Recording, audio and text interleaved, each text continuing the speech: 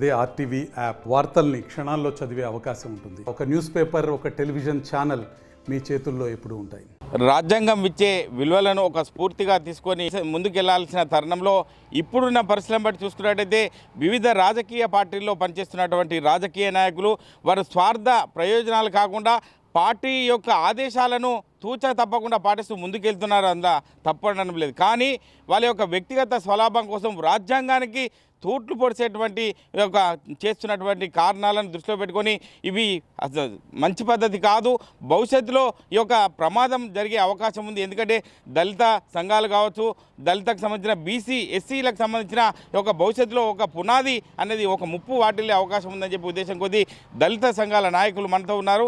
వారిని అడిగి తెలుసుకోండి. చెప్పండి, ఇప్పుడున్న పరిస్థితిని బట్టి చూసుకున్నట్టయితే రాజకీయ నాయకులు చేస్తున్న పరిస్థితి చూడండి. అంటే పెద్దలు ఎవరు ముందుకు రావడం లేదు. దళిత సంఘాలకు సంబంధించిన బీసీ ఎస్సీలే ముందుకొచ్చి ఈ యొక్క విమర్శనాస్త్రాలు గుప్పించడం వల్ల అవి తోవ తీస్తున్నాయని చెప్పొచ్చు. ఎట్లా ఉందని చెప్పొచ్చు మీరు? ముందుగా ఆర్టీవీ వాళ్ళకు నేను నమస్కారాలు తెలియజేస్తున్నాను. ప్రస్తుత రాజకీయాలన్నీ బస్టు పట్టిపోతున్నాయి. ఎందుకంటే ఒక పార్టీకి అధినాయకత్వము అనేటువంటి ఉన్నటువంటి వ్యక్తులు ఆ భాషను అనేటువంటిది ఆరోగ్యకరమైనటువంటి భాష మాట్లాడట్లేదు. ఈ రాజ్యాంగబద్ధంగా ఎన్నికైనటువంటి రాజకీయ నాయకులు పార్లమెంటరీ లాంగ్వేజ్ కాకుండా అన్పార్లమెంటరీ లాంగ్వేజ్ అనేది ఉపయోగిస్తుంటే ఇలా తెలంగాణ యావత్తు కూడా ప్రజలు కూడా చాలా జుగుత్సాకరమైనటువంటి, చాలా బాధాకరమైనటువంటి ఈ విషయాలని చెప్పేసి బాధపడుతున్నారు. ఎందుకంటే ఇలా రాజకీయాలలో ఒక విమర్శ అనేటువంటిది చాలా పారదర్శకంగా ఉండాలి, చాలా ఆరోగ్యవంతమైనటువంటి విమర్శ ఉండాలి. లాంగ్వేజ్ చూస్తుంటే, భాషను చూస్తుంటే అది ఒక మామూలుగా అడ్డ మీద గల్లీలలో మాట్లాడుకునేటువంటి ఒక లేబరు చాలా చిల్లర మాటలు మాట్లాడుకునేటువంటి మాటలు ఈ రాజకీయ నాయకులు మాట్లాడుతుంటే దాని కింది స్థాయిలో ఉన్నటువంటి ఎస్సీ ఎస్టీ బీసీ మైనారిటీల నాయకుల మీద ప్రభావం పడి ఆ నాయకులను ఎనికేసుకురావడానికి చాలా పెద్ద ప్రయత్నం జరుగుతుంది. ఇందులో కుట్రగా నేను భావిస్తున్నాను. రెండోది విషయం ఏంటంటే, ఈ మనవాద పార్టీలలో పనిచేసేటువంటి ఓ దళిత నాయకులారా, దయచేసి మీకో విజ్ఞప్తి అనుకోండి, లేకపోతే మీకో హెచ్చరిక అనుకోండి, మీ విధానాలు మార్చుకోండి. ఫస్ట్ అసలు మీ నాయకుడు ఏం మాట్లాడుతున్నాడు, ఏ పార్టీ అయినా కావచ్చు, ఇలా బీజేపీ కావచ్చు, లేకపోతే బీఆర్ఎస్ కావచ్చు, లేకపోతే కాంగ్రెస్ పార్టీ కావచ్చు, ఈ పార్టీలలో పనిచేసేటువంటి దళిత నాయకులు అత్యుత్సాహం కొద్దీ ఇష్టం వచ్చిన రీతిలో మాట్లాడుతున్నారు. దీని మూలాన ఏంటంటే మీ రాజకీయ భవిష్యత్తు అనేటువంటి పూర్తిగా నాశనం అయ్యేటువంటి అవకాశం ఉంటుంది. మీరు చదువుకున్నది గొప్ప చదువులు, మీరు వాడేటువంటి భాష నీచాతి నీచంగా ఉంటుంది.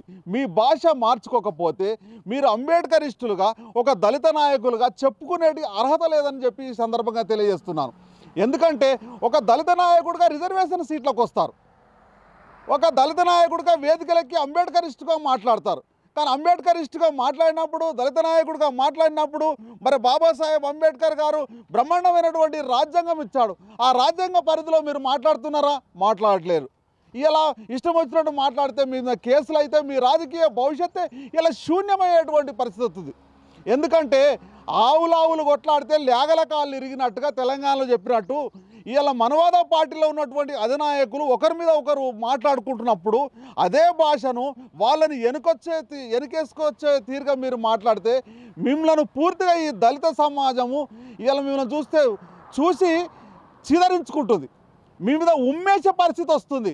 మీ భాషను కనుక మార్చుకోకపోతే భవిష్యత్తులో మిమ్మల్ని ఎక్కడ పడితే అక్కడ మిమ్మల్ని కొట్టేటువంటి పరిస్థితి వస్తుందని సందర్భంగా తెలియజేస్తున్నాను.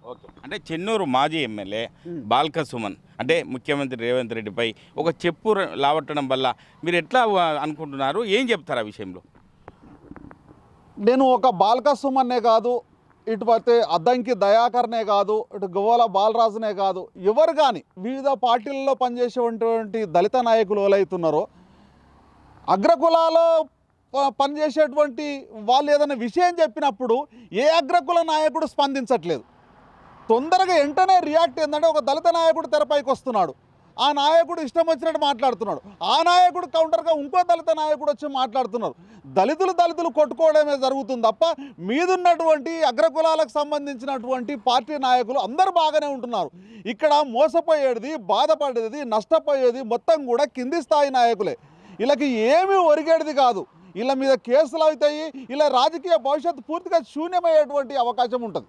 ఓకే, అంటే గ్రామాల్లో చూసుకున్నట్టయితే స్థానిక సంస్థల ఎన్నికల్లో అంటే ఓపెన్ కేటగిరీలో ఈ యొక్క రిజర్వేషన్ అనేది ఎస్సీ బీసీలకు సంబంధించి ఓపెన్ కేటగిరీ కూడా రిజర్వేషన్లు ఉంటాయి కాబట్టి ఓపెన్ వాళ్ళే చేయాలని చెప్పి అంటే గ్రామాల్లో ఒక అవేర్నెస్ లేక చాలా ఇబ్బందులకు గురవుతున్నట్టు తెలుస్తుంది. ఆ విషయంలో మీరేం చెప్తారు? చాలా బాధాకరమైన విషయం. జనరల్ కేటగిరీలు అంటేనే అసలు వాళ్ళకి తెలియదు ఎవరికి కానీ. జనరల్ అంటేనే అందరు రావాలి. ఓపెన్ కేటగిరీలో ఎవరైనా పోటీ చేయొచ్చు. కానీ ఏంటంటే రిజర్వేషన్లు వస్తే ఎస్సీ ఎస్టీ బీసీలు పోటీ చేయాలి, జనరల్ వస్తే అప్పర్ కాస్ట్ వాళ్ళే పోటీ చేయాలనేటువంటిది చాలా మంచి పద్ధతి కాదు.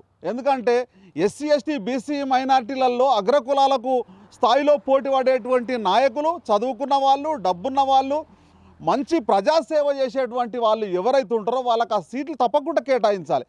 కానీ కులం ప్రాతిపదిక మీద ఇవాళ వాళ్ళని పక్కన పెట్టి వాళ్ళ మంచి భవిష్యత్తును నాశనం చేసేటువంటి ఒక కార్యక్రమానికి చాలా సంవత్సరాల నుంచి జరుగుతుంది. దీనికి ఇది మంచి పద్ధతి కాదు. జనరలైజ్డ్ అంటే ఎవరికైనా సీట్ ఇవ్వచ్చు. ఎగ్జాంపుల్ చెప్తాను. ఒక పార్టీ ఆ పార్టీ జోలికి పోదలుచుకోలేదు. ఇలా సికింద్రాబాద్ సంబంధించినటువంటి జనరల్ కేటగిరీలో ఒక ఎంపీ సీటు కేటాయిస్తే ఆ ఎంపీ సీటు నుంచి పోటీ చేసి గెలిచినటువంటి వ్యక్తికి ఇలా కేంద్ర మంత్రి కాగలిగాడు. అది అలాంటి ఉదాహరణగా అన్ని రాజకీయ పార్టీలు జనరల్గా ఎవరైతే పోటీ పడతారో వాళ్ళకి సత్తా ఉంటుందో ఆ జనరల్ సీట్లలో కూడా ఎస్సీ ఎస్టీ బీసీ మైనార్టీలకు అవకాశం ఇవ్వాలి. ఆ జనాభా ప్రాతిపదిక మీద వాళ్ళకు మంచి భవిష్యత్తు ఇచ్చేటువంటి అవకాశం వాళ్ళు కల్పించాలని చెప్పి సందర్భంగా తెలియజేస్తున్నారు. ఓకే, అంటే ఓవరాల్గా 3 పార్టీలకు సంబంధించి అన్ని రిజర్వేషన్ల విషయంలో ఏం చెప్తారు మీరు? మీ యొక్క సామాజిక వర్గాలకు సంబంధించిన వారికి మీరు ఏం చెప్తారు చివరగా? మేమున్నది ఇప్పుడు ఎస్సీ ఎస్టీ బీసీ మైనారిటీలు 85%. కానీ పార్లమెంటు ఎన్నికలలో లేకపోతే గ్రామీణ స్థాయి పంచాయతీరాజ్ సంబంధించినటువంటి ఎన్నికలలో ఎక్కడ కూడా బాబాసాహెబ్ అంబేద్కర్ గారు కల్పించినటువంటి రిజర్వేషన్లలో మాత్రమే మేము ఎన్నిక కాబడుతున్నాం. అదే ఏ రిజర్వేషన్ లేనటువంటి అగ్రకులాలు కానీ అప్పర్ క్యాస్ట్ వాళ్ళు కానీ అసెంబ్లీలో పార్లమెంటులో 85% ఉన్నారు. 85% ఉన్నటువంటి జనాభా వాళ్ళు 15%కి వస్తున్నారు. 15% ఉన్నటువంటి అగ్రకులాల వాళ్ళు చట్టసభలలో 85% వస్తున్నారు. ఇది రాజ్యాంగ విరుద్ధంగా ఇవాళ జరుగుతున్నటువంటి విషయం. దీన్ని పూర్తిగా జనాభా ప్రాతిపదిక మీద ఎవరికి ఎంత జనాభా ఉందో అన్ని సీట్లు కేటాయించాలి. అది జనరలైజ్డ్ కావాలని చెప్పి సందర్భంగా తెలియజేస్తున్నారు. అంటే 15% ఉన్న జనాభా 80% పదవులను ఆశిస్తున్నారు. ఎందుకు జరుగుతుంది అది? ఆ విషయంలో ఎందుకు జరుగుతుంది అనుకోవచ్చు? అంటే ఏ పార్టీ కానీ ఇప్పుడు పార్టీల నిర్మాణం ఎట్లుందంటే ఏ రాజకీయ పార్టీ కానీ మనవాదుల చేతుల్లో ఉన్నది. మనవాదులు అంటే అగ్రకులాలకు సంబంధించినటువంటి వాళ్ళ చేతుల్లోనే పార్టీలు ఉన్నాయి. కాబట్టి అగ్రకులాలకు సంబంధించినటువంటి మనవాదులకు పార్టీ ఉంటే వాళ్ళ యొక్క సామాజిక వర్గానికి న్యాయం చేసేటట్టు ఉంటారు, కానీ కింది వర్గాలకు న్యాయం చేసేటువంటి అవకాశాలు చాలా తక్కువ. ఈ విధానాన్ని పూర్తిగా వాళ్ళు కూడా మార్చుకున్నప్పుడు మాత్రమే ఈ కరెక్ట్ జరుగుతుంది, కానీ లేకపోతే దీనికి అంత ప్రాధాన్యత ఉండదు భవిష్యత్తులో అని చెప్పి సందర్భంగా తెలియజేస్తున్నారు. అంటే దళిత సంఘాలకు సంబంధించిన ఎవరైనా సరే, దళిత సంఘాలు కావచ్చు, బీసీ ఎస్సీ ఎస్టీలకు సంబంధించిన వారు ఒక రాజ్యాంగం కల్పించినటువంటి అవకాశాలను వినియోగించుకోవాలి. అది రిజర్వేషనే కాకుండా ఓపెన్ కేటగిరీ కూడా ముందుండి నేను ఖచ్చితంగా ఈ యొక్క సేవ చేసడానికి ముందుకు వస్తా అని చెప్పి ఉద్దేశం కొద్ది ముందుకెళ్ళాలి తప్ప ఎవరికి ప్రలోభాలకు లొంగకుండా ఒకటే పార్టీకి కొమ్ము కాయకుండా అందరూ కూడా విలువలను కాపాడుకుంటూ ముందుకెళ్ళాలని చెప్పి దళిత సంఘాల నాయకులు కేఆర్ భీమసేన చెప్తున్నారు. కెమెరామెన్ ఎల్లూరుతో మహేష్, ఆర్టీవీ, సిద్దిపేట జిల్లా. మరిన్ని వీడియోస్ కోసం ఛానల్ ని సబ్స్క్రైబ్ చేయండి. లేటెస్ట్ అప్డేట్స్ కోసం వాట్సాప్ ఛానల్ ని ఫాలో చేయండి. అండ్ లింక్ డిస్క్రిప్షన్ లో ఉంది.